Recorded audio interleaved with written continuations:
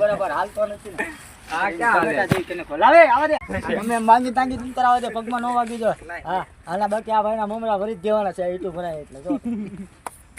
અરે આ એક બેન 3.5 તમ તારે ભલે આ 4.5 રૂપિયાની ઈટ થાય બાકી આ ભાઈના મમરા ભરી દેવાના આ શું કહું ભલા ભાઈના મમરા ભરાઈ જવાના છે કોના આ ભાઈના જો મમરા ભરી નાખવાના ભરવાના છે એટલે આટલું આવી રીતના રાખ્યા છે એ ભાઈ ને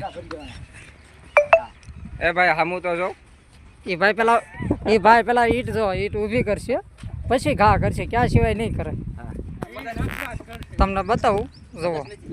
આ ભાઈનો ઉપરનો માળ જ નથી જો ઈટ ઉપર બેહીને તે ઈટ સીધી કરે છે જો ભાંગી ગયો આના ભાંગી જાય ને તો આ ઈટ 5 રૂપિયાની થાય છે આ ભાઈનો ઉપરનો માળ નથી ખાલી છે આવ